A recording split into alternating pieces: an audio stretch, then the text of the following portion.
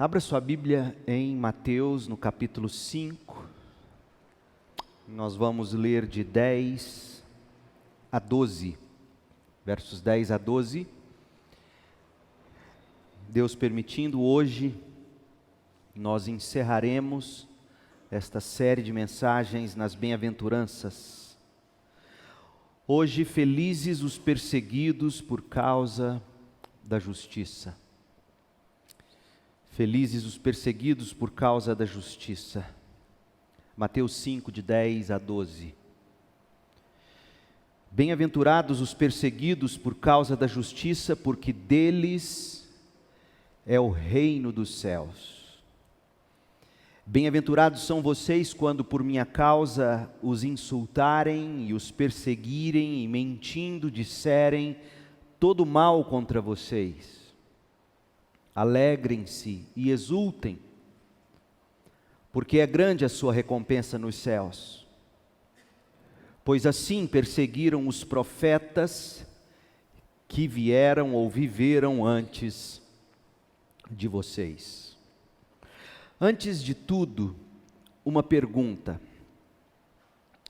estariam estas palavras de Jesus ultrapassadas nos dias de hoje?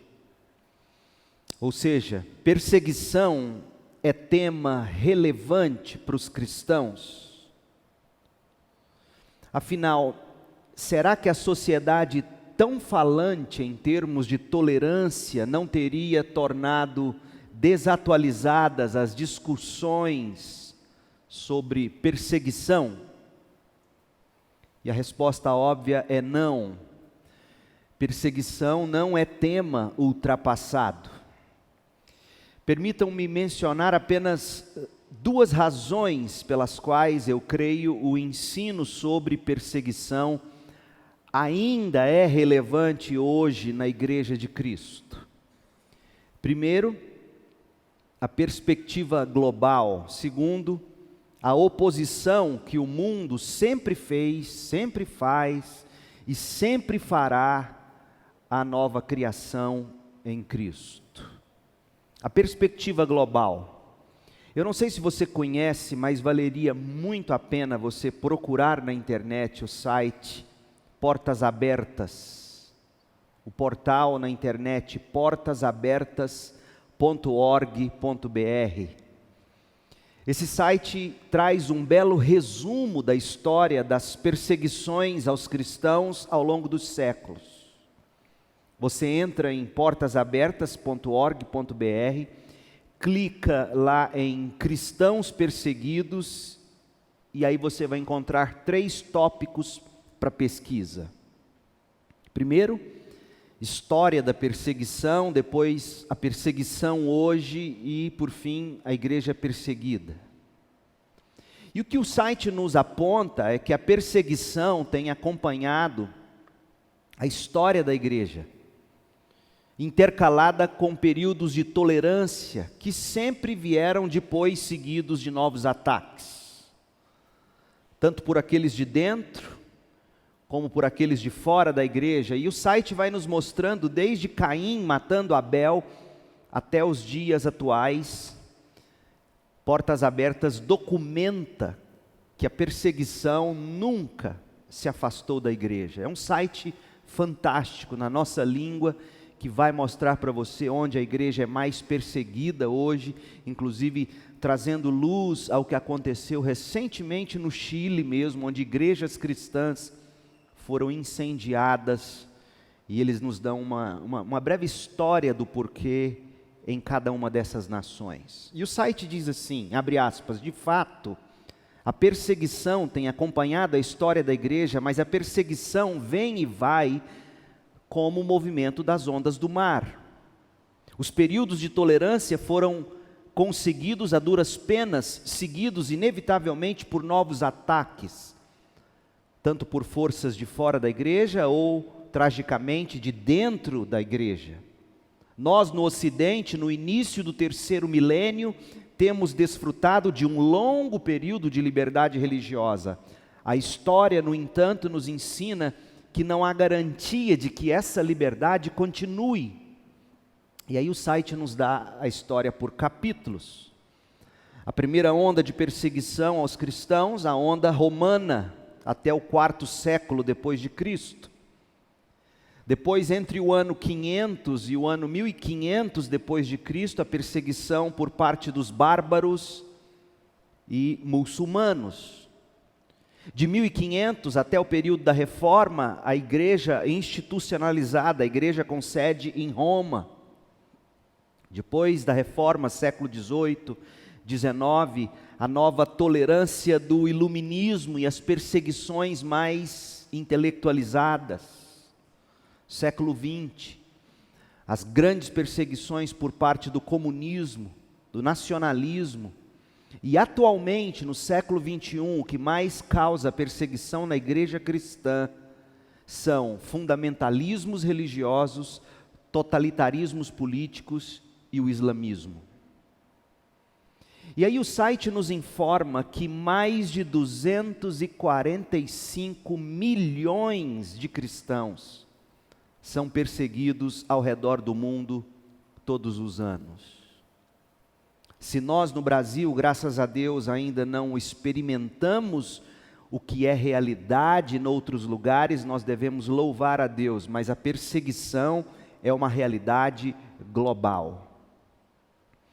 Segunda razão pela qual o ensino sobre perseguição ainda é relevante hoje na Igreja de Cristo, é a oposição, gente, que o mundo sempre faz à nova criação em Cristo Jesus. Paulo sabia disso em segunda carta a Timóteo, no capítulo 3, versículo 12, ele diz: todos que desejam ter uma vida de devoção em Cristo Jesus, sofrerão perseguições. A pergunta é, como Paulo pôde fazer uma declaração assim tão abrangente? Todos que desejam ter uma vida de devoção em Cristo Jesus sofrerão perseguição. Como Paulo pôde afirmar isso? Paulo faz essa declaração com base em profunda convicção sobre, em primeiro lugar, a natureza do cristianismo, em segundo lugar, a natureza da pecaminosidade do ser humano. Paulo estava convencido de que existe uma tensão entre a mensagem e o modo de vida dos cristãos, por um lado, e a mentalidade e o modo de vida do mundo, por outro lado. A ponto de que a mensagem do cristianismo, o modo de vida dos cristãos, sempre haverá de se chocar ou entrar em conflito com o mundo ao nosso redor. E essa convicção de que a mensagem cristã, o modo de vida cristão, essa convicção está enraizada no conhecimento da natureza do ser humano caído e a natureza da nova criatura em Cristo. Portanto, gente, quando a gente fala de perseguição, nós não estamos falando de um tema desatualizado. Ainda é verdade hoje. Mais cedo ou mais tarde, um cristão profundamente centrado em Deus será maltratado pelas coisas nas quais crê ou pela vida que ele vive. Portanto, essas palavras de Jesus sobre perseguição são relevantes para hoje. Não apenas porque 245 milhões de cristãos, pelo menos, em nossa aldeia global, estão sendo perseguidos por causa da fé nesse exato momento, mas também porque, num grau ou noutro, todos nós somos sinceros, ou quando nós somos sinceros em colocar Deus em primeiro lugar no trabalho, na casa, na escola, de alguma forma nós acabamos sofrendo retaliação. Mais cedo ou mais tarde isso acontece com a gente. Nenhum de nós sabe ao certo quando as nossas liberdades podem cessar, ou quando a gente pode ser chamado por Deus para ir a algum lugar perigoso, testemunhar da fé cristã. A perseguição é uma realidade, seja nos mundos ou locais onde o cristianismo é abertamente perseguido, seja aqui na nossa realidade, quando a gente tenta viver de forma cristocêntrica.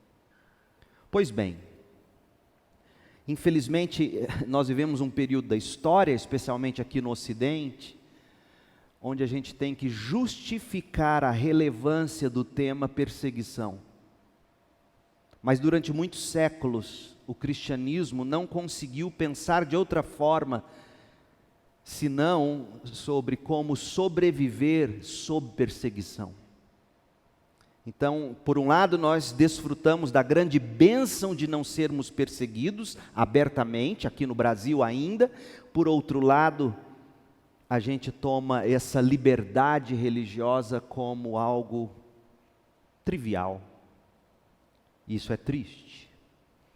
Agora, a pergunta que eu quero responder: por que se é perseguido?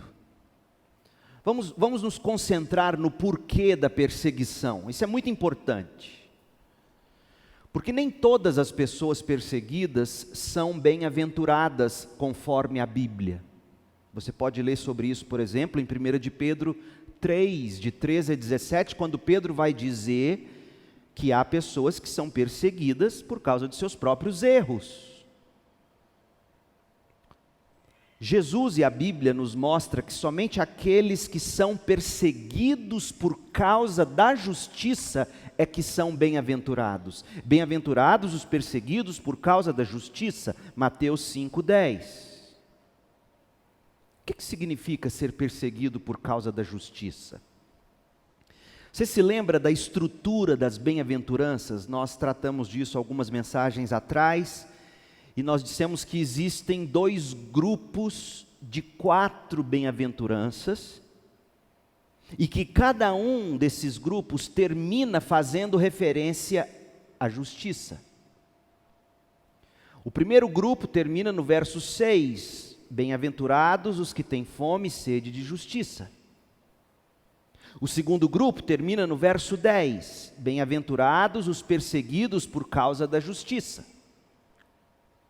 As 3 bem-aventuranças que levam Jesus à bem-aventurança que diz fome e sede de justiça, essas 3 primeiras estão nos versos 3, 4 e 5.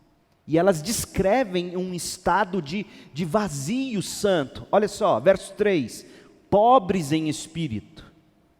Verso 4, os que choram por causa de suas necessidades ou pecados. Terceiro, os mansos que entregam a causa a Deus. Veja que é um estado de vazio santo, ele é pobre em espírito, ele chora, ele é manso. E aí isso culmina com fome e sede de justiça. Verso 6. Então é como se Jesus estivesse nos dizendo: se você sente falta de algo, você pede por aquilo. E aí vem as outras 3 bem-aventuranças, verso 7, verso 8 e verso 9, que nos mostram que esse cristão que orou pedindo, recebeu.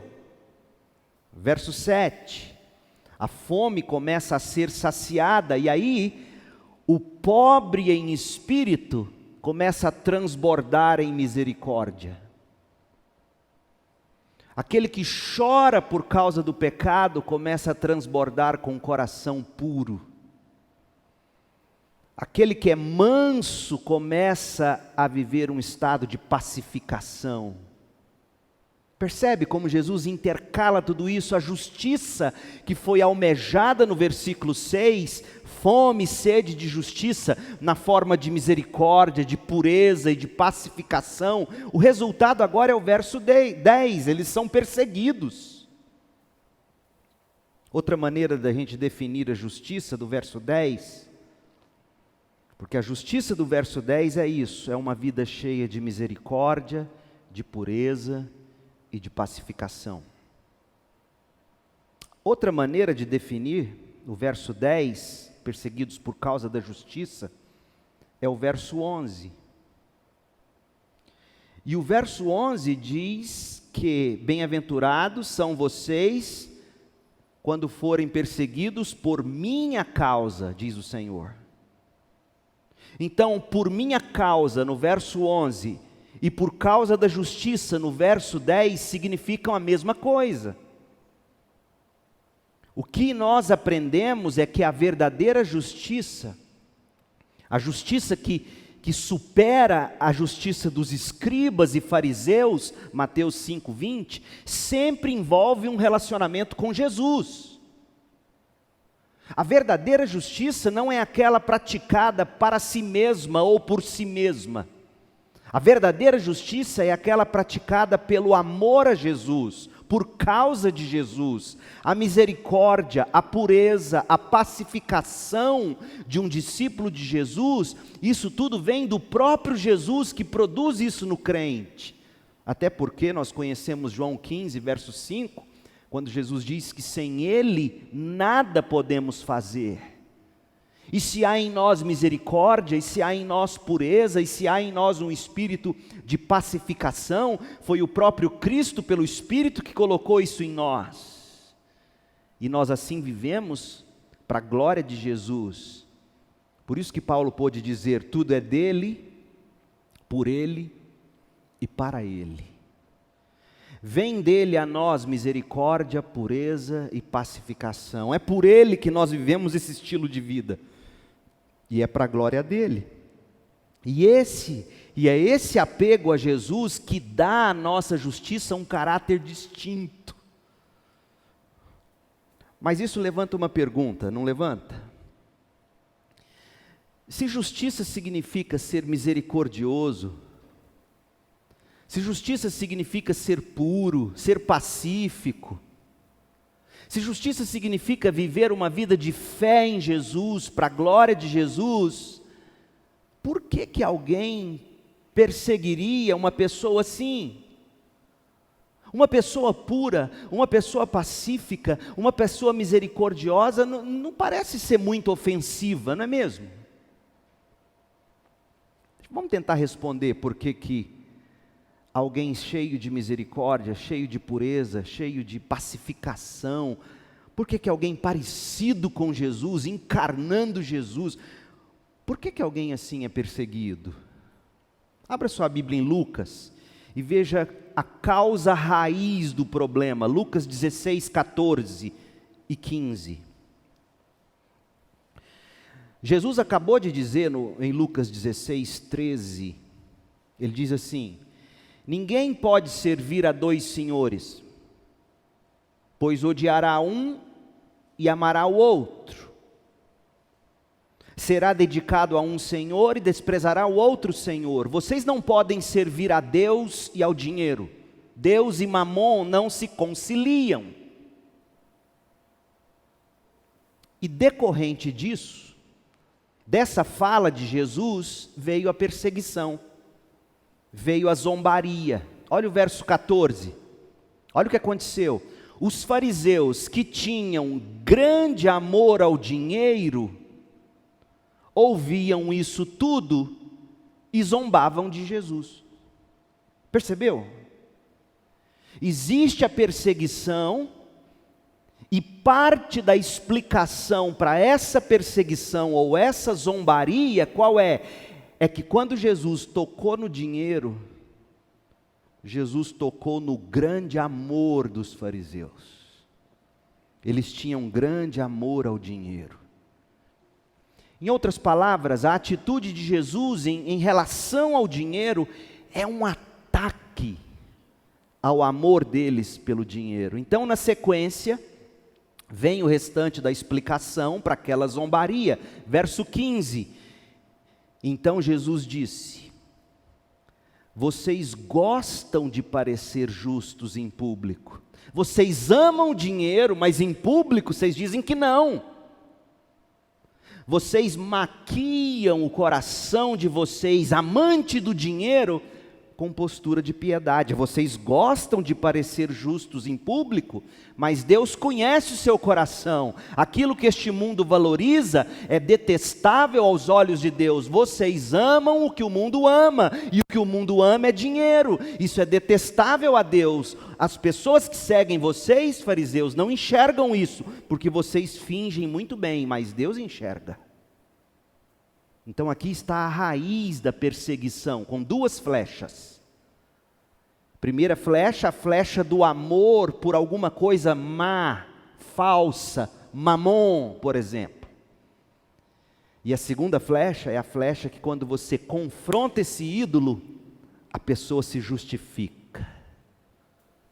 Então Jesus está nos ensinando em Lucas 16, de 13 a 15, que a causa raiz da perseguição é um amor indigno de um lado e uma justificação a todo custo de outro, uma justificação desse amor indigno.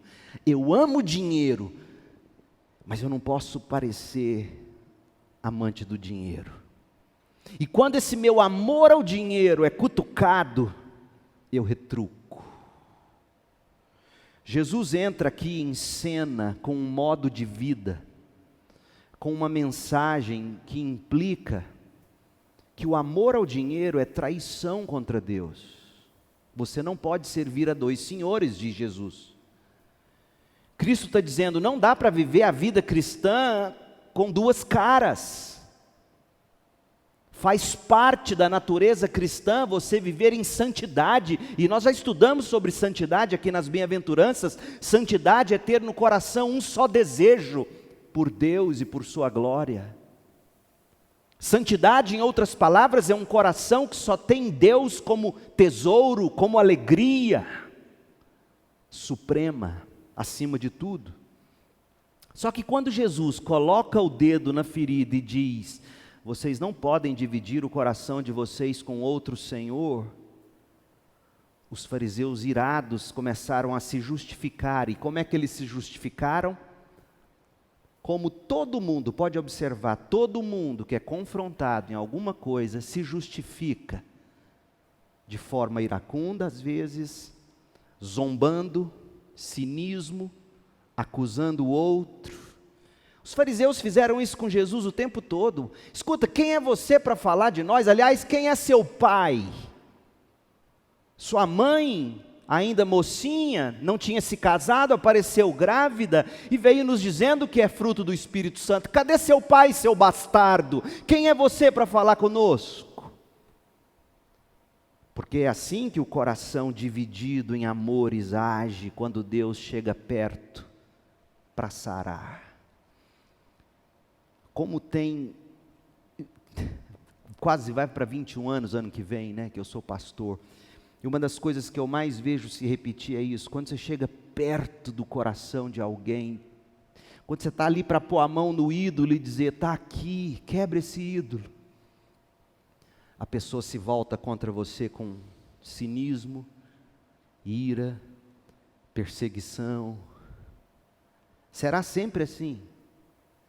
Então, feita essa observação, a gente consegue enxergar, e aí eu quero que você volte lá para Mateus 5, dá para enxergar por que uma vida dedicada à justiça, uma vida dedicada à piedade, uma vida dedicada a Cristo, por assim dizer, por que uma vida assim vai ser perseguida, vai ser insultada, vai ser criticada, ou às vezes até em última instância assassinada? Por que alguém que ama e vive a justiça de Cristo é perseguido? Porque, por exemplo, se você aprecia a castidade, sua vida e o seu testemunho vai ser um ataque ao amor das pessoas por sexo fácil, não é mesmo? Se você ama a castidade, se você ama a pureza sexual, ao seu redor, aqueles que amam o sexo fácil vão enxergar em você um confronto. Se você, por exemplo, abraçar a temperança, sua vida vai ser uma declaração de guerra contra o amor ao álcool e ao excesso. Se você buscar o autocontrole, domínio próprio, por exemplo, sua vida vai acusar o excesso de comida na vida de outro.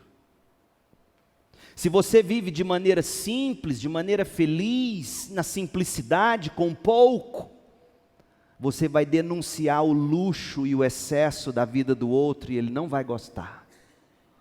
Se você andar humildemente com seu Deus, você vai expor o mal do orgulho na vida do outro.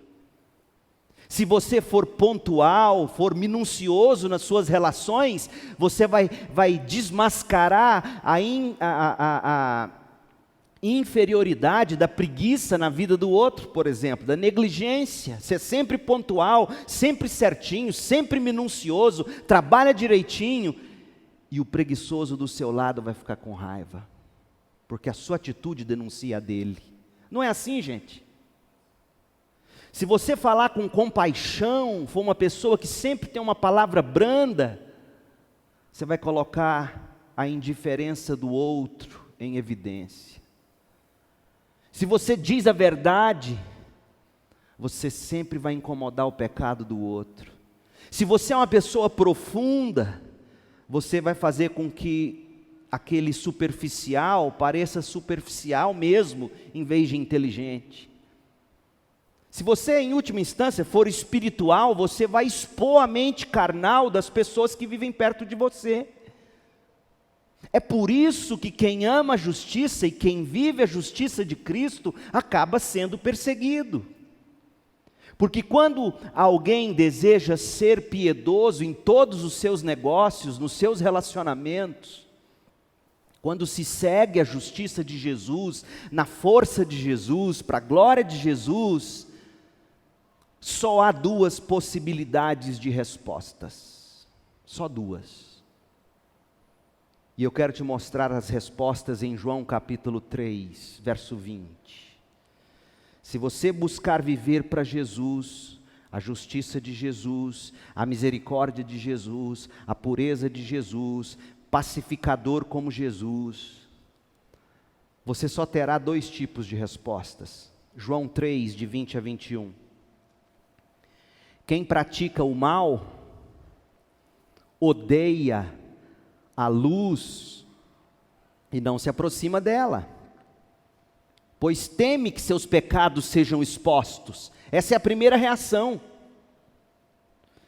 Se a pessoa perto de você odeia a justiça, odeia a luz, ela não vai se aproximar de você, porque ela não quer que os pecados, os ídolos, o amor ao dinheiro, para usar de novo a ilustração dos fariseus, sejam expostos. Então a primeira reação é essa: se você procurar viver a justiça de Cristo, de um lado você sempre terá aqueles que odeiam a luz, porque praticam o mal e não querem ser expostos. E a segunda possibilidade é o verso 21, mas quem pratica a verdade, se aproxima da luz, para que outros vejam que ele faz a vontade de Deus. De duas uma: odiar e fugir da luz, ou amá-la e se aproximar dela. Só tem duas opções quando você decide viver a justiça de Cristo: ou você será perseguido, ou você colherá convertidos. Não tem outra.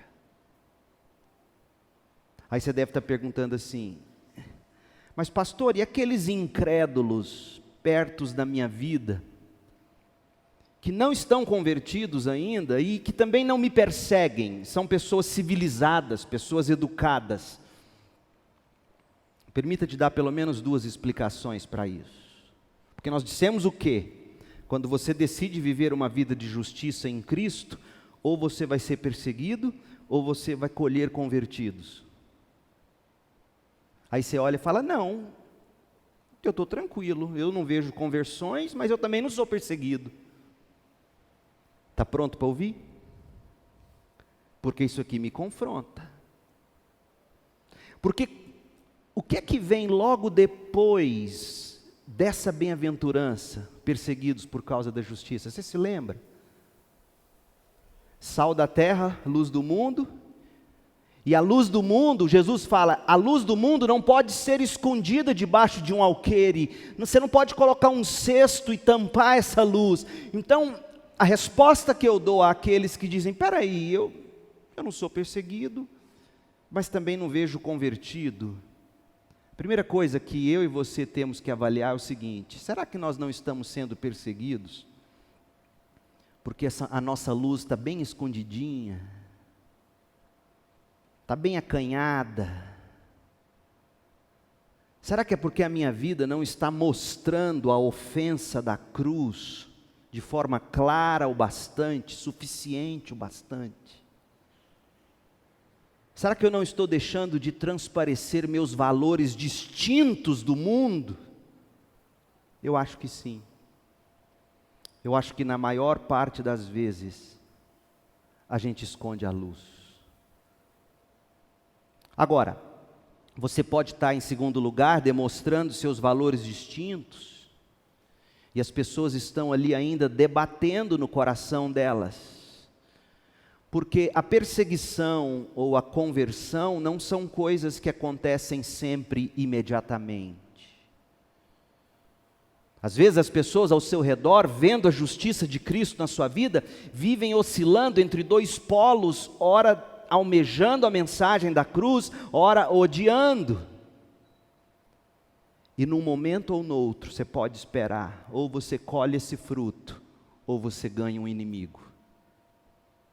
Pode observar se não é assim na prática. A não ser que estejamos vivendo uma vida cujo sal se tornou insípido, ou cuja luz está muito bem apagada e escondida. Não é assim? Verso 11, Mateus 5:11, bem-aventurados são vocês, quando por minha causa os insultarem, e os perseguirem, e mentindo disserem todo mal contra vocês, alegrem-se e exultem. Isso aqui é chocante. É chocante. Afinal de contas, gente, o que poderia justificar a ordem para nos alegrarmos quando somos odiados? Quem é que se alegra quando sente o ódio de alguém, a zombaria, a tortura, em face da morte? E não se engane, Jesus está falando aqui de morte também, porque quando ele diz assim perseguiram os profetas que vieram antes de vocês, ele tem a morte dos profetas em mente. Ele falou dela em Mateus 23:30. Os discípulos também seriam assassinados, Mateus 24:9. Vocês serão presos, perseguidos e mortos por minha causa. Então, como é que a gente pode se regozijar? Como é que a gente pode se alegrar ou exultar na perseguição? Olha o verso 12, Mateus 5:12. Porque é grande a sua recompensa nos céus. Essa é a única forma de nos alegrarmos. Esse verso levanta uma questão importante, fundamental e tão ignorada na vida cristã. Para se alegrar e exultar com o sofrimento da perseguição, eu e você teremos que crer que o próprio sofrimento aumenta a nossa recompensa no céu. Porque é isso que Jesus está dizendo. Pense, se a mesma recompensa no céu pudesse ser obtida sem sofrimento, quem é que iria se alegrar com o sofrimento nessa vida? Se não há nada mais no sofrimento, além da possibilidade de não sofrer, por que abraçar o sofrimento com alegria? Apenas a convicção de que a vida em sofrimento, por causa da justiça, aumenta o nosso peso de glória no céu, nos faz regozijar com o sofrimento. E aí você começa a ver a história de homens de fé, como por exemplo, Rowland Taylor, um outro bispo anglicano, Ridley, John Bradford, os três a caminho de serem queimados na estaca, antes de serem amarrados e antes de atearem o fogo neles. Sabe o que cada um deles fez?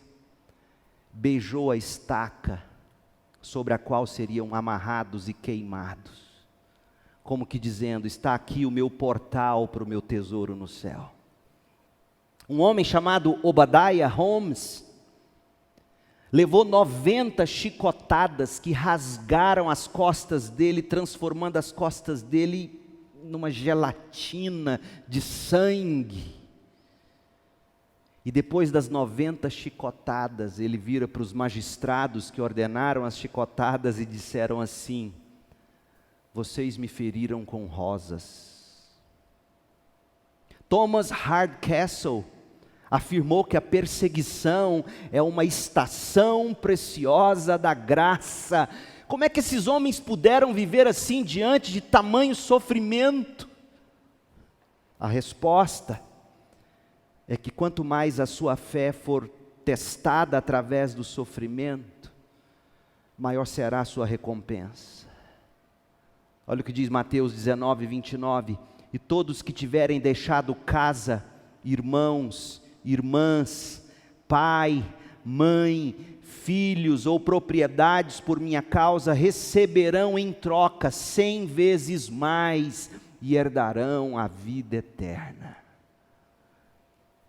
Charles Hodge, comentando um texto de 2 Coríntios, ele escreveu assim: aflições são a causa da glória eterna. Não é a causa meritória, mas a razão obtida. Deus achou oportuno revelar seu propósito, não apenas para recompensar com extrema alegria as aflições de seu povo, mas fazer dessas aflições os meios de executar essa alegria. Em outras palavras, alegre-se e exulte no meio do sofrimento por causa da justiça, em nome de Cristo, porque esse próprio sofrimento receberá uma compensação muito grande e uma recompensa muito grande. Quanto maior o sofrimento por causa de Cristo, maior o peso de glória. E como é que nós podemos viver uma vida assim? A gente tem que começar, meu povo, a desejar mais as coisas do céu e menos as da terra. Por isso que é difícil para nós engolir um texto como esse. Porque nós amamos demais o conforto desta vida, os prazeres desta geração. E aí a gente lê texto como esses e a gente imagina, isso aqui é para missionários que estão sofrendo lá no campo onde tem perseguição. Aqui não, isso não é para mim. E aí você vive escondendo a sua luz, né, debaixo do alqueire. Você não vive como deve viver, você não fala o que deveria dizer, e as pessoas não te perseguem, aí você começa a gostar, que beleza, minha vida é tranquila. E o sal não salga mais, e a luz não brilha mais. Só há duas maneiras da gente recobrar esse estilo de vida, somente duas. Primeiro, olhar para a Bíblia, e olhar para homens e mulheres de fé, como Hebreus 11:36 nos diz, sobre aqueles que foram alvo de zombaria, de açoites, gente que foi acorrentada em prisões, alguns morreram apedrejados, outros foram cerrados ao meio, mortos à espada, alguns andavam vestidos com peles de ovelhas e cabras, necessitados, afligidos, maltratados, o mundo não era digno deles. Esses devem ser nossos heróis, porque eles tinham no céu em Cristo a sua recompensa. Deixa-me ler para vocês um pedacinho da carta de um homem chamado John Hooper, 3 semanas antes dele ser queimado na estaca na Inglaterra, em 1555. Agora você deve desviar todos os seus pensamentos do perigo que vê, e mirar a felicidade que se segue ao perigo. Feche os olhos para o perigo e mire a felicidade que virá depois do perigo.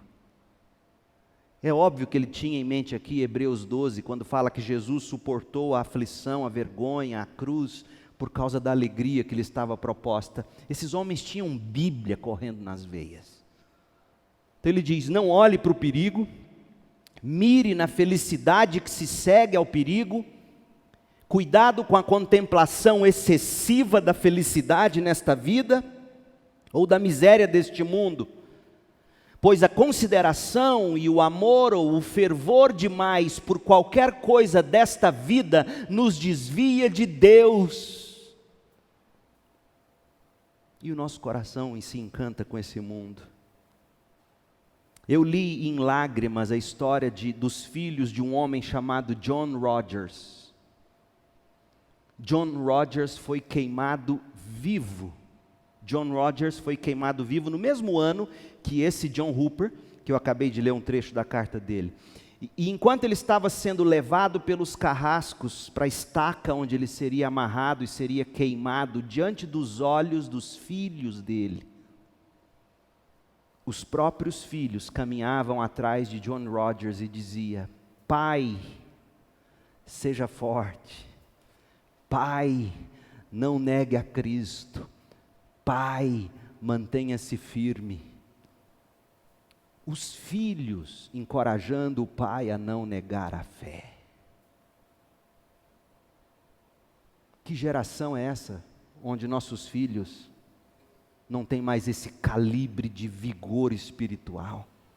Que encoraja o pai dizendo: não negue a fé.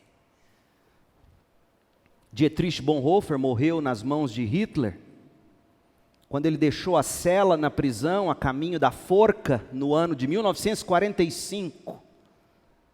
Ele virou para Payne Best, um homem que estava perto dele, e disse assim: este é o fim. Ele sabia que ele ia ser executado. Ele disse: este é o fim, mas para mim, o começo da vida. É de arrepiar. Vão tirar minha vida em minutos. Este é o fim, mas para mim, é o começo da vida. Onde estava o coração de Bonhoeffer? No céu. O médico do campo de concentração que assistiu Bonhoeffer sendo executado relata o seguinte no diário dele, abre aspas: no local da execução, Bonhoeffer fez novamente uma breve oração e subiu os degraus até a forca, brava e serenamente. Sua morte se seguiu após alguns segundos. Nos quase 50 anos em que trabalhei como médico nos campos de concentração, quase nunca vi um homem morrer tão submisso à vontade de Deus. Ou considere a carta de um homem chamado Ivan Moiseyev, um soldado batista de 20 anos de idade do Exército Vermelho Soviético. Ele havia sido torturado por muito tempo e no dia 16 de julho de 1972, eles foram longe demais. E ele escreveu um dia antes da morte dele, para o irmão dele, Vladimir, e ele escreveu o seguinte, abre aspas: não conte tudo isso aos nossos pais, não os deixe sofrer, apenas diga a eles: Ivan me escreveu uma carta, e escreveu que Jesus Cristo está entrando em batalha, esta é uma batalha cristã, e Ele não sabe se voltará. Desejo que todos vocês, queridos amigos, jovens e velhos, se lembrem deste versículo, Apocalipse 2:10, sê fiel até a morte, e eu te darei a coroa da vida. Ô meu povo, enquanto a gente fica preocupado com as coisas dessa vida, não tem como a gente se alegrar e exultar, porque a nossa alegria não é a recompensa do céu. Por isso nós temos uma geração inteira de crentes tão covardes, tão fracos, tão apaixonados com esse mundo, que em vez de se submeterem à providência divina, espumam e brigam, e xingam e reivindicam direitos. Mas a história da igreja, ela é escrita por homens e mulheres apaixonados por Cristo, pelo céu, pela glória, pela vida que os aguarda na vida por vir. Gente que é perseguido por causa da justiça, porque não esconde a luz, porque nunca deixa de salgar. E quando a vida é ameaçada, eles vão lá e dão um beijo no carrasco e diz: obrigado, estou indo encontrar meu pai. Por mais homens e mulheres assim, por mais homens e mulheres que são sal da terra e luz do mundo. Bem-aventurados os perseguidos por causa da justiça, porque deles é o reino dos céus. Bem-aventurados são vocês, quando por minha causa os insultarem e os perseguirem, e mentindo disserem todo mal contra vocês. Alegrem-se e exultem. Sabe por quê? É grande sua recompensa nos céus, pois assim perseguiram os profetas e os mártires que vieram antes de vocês. Pai, em nome de Jesus, dá-nos vida, dá-nos vigor para viver esta vida de Jesus. Dá-nos um coração apaixonado pelo Cristo, pela recompensa no céu. Faça de nós homens bravos e mansos. Faça de nós homens e mulheres que se regozijam, que exultam e se alegram quando são perseguidos por causa de Cristo. Que não revidam com ódio, mas que se submetem à injustiça desse mundo, com doçura, por saber que não cai um pardal se o Senhor não disser caia. O Senhor é soberano, e quando nos esquecemos disso, nosso coração se embrutece. Ó Deus, cria entre nós um povo submisso à soberana providência, alegre, regozijante, gente que salga como sal e brilha como a luz da vida. Oramos em nome de Jesus. Amém.